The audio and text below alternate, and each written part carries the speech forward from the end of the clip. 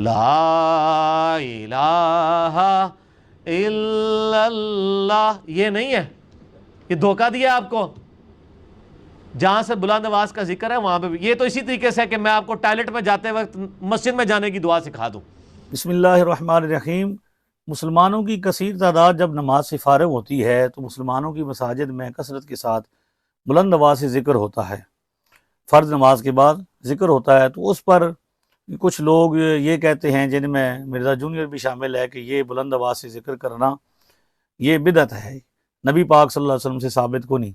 तो मैं आज आपको ये बताऊंगा कि ये हदीस शरीफ के अंदर मौजूद है और नबी करीम अलैहि सल्लम का अपना अमल है।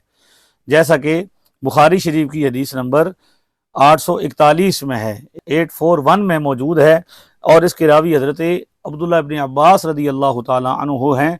हदीस के अल्फाज हैं, अन इब्न अब्बास रदियल्लाहु अन्हुमा अखबरहु अन्न रफ़अ अस्सौत बिज़िक्रिहीन यनसरिफु अन्नासु मिनल मकतूबति कान अला अहद रसूलिल्लाह सल्लल्लाहु अलैहि वसल्लम। हज़रत इब्न अब्बास से मरवी है कि फ़र्ज़ नमाज से फ़रागत के बाद बावाज़े बुलंद ज़िक्र करना रसूलुल्लाह सल्लल्लाहु अलैहि वसल्लम के ज़माना में जारी था, अहद मुबारक में जारी था।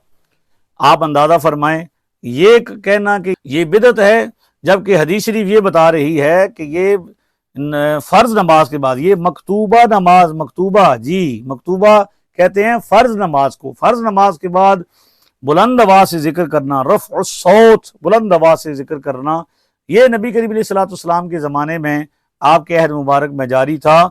और वक़ाल इब्न अब्बास कुन्तु आलमु इज़ा सरफ़ु बिज़ालिका इज़ा समिअतुहु। हज़रत इब्न अब्बास रदी अल्लाह ताला अन्हुमा कहते हैं कि मुझे तो नमाज ख़त्म होने का पता ही इस बात से चलता था कि आवाज़ बुलंद आवाज़ से ज़िक्र होता था।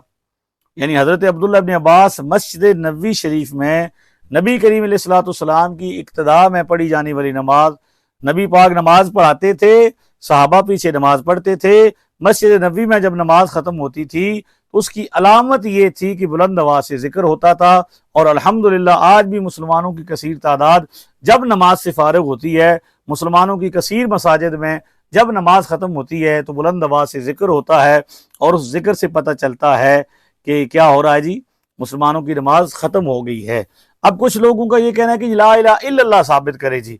तो देखें जी, इब्न माजा हदीस नंबर 3800 के अंदर हज़रत तलहा बिन खिराश रदी अल्लाह ताला अन्हु कहते हैं, समेत जाबिर इब्न अब्दुल्लाह, मैंने हज़रत जाबिर बिन अब्दुल्लाह से सुना है, यकूल समेत रसूलुल्लाह सल्लल्लाहु अलैहि वसल्लम, वो फरमाते हैं मैंने हुज़ूर अलैहिस्सलाम से सुना, यकूल अफ़दलु ज़िक्र ला इलाहा इल्लल्लाह व अफ़दलु दुआ अल्हम्दुलिल्लाह।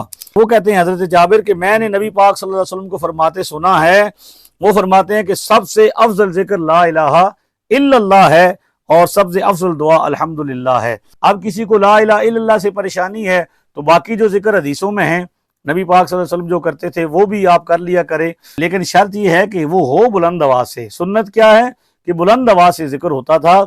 आप जो भी जिक्र कर लें, ला इलाहा इल्लल्लाह आसान है, कलमा है, अफजल है, इसलिए मुसलमान उस जिक्र को करते हैं। आपको पसंद नहीं ना तो आप कुछ और कर लें, लेकिन करें ज़रूर, नबी पाक सल्लल्लाहु अलैहि वसल्लम की सुन्नत को अदा करें।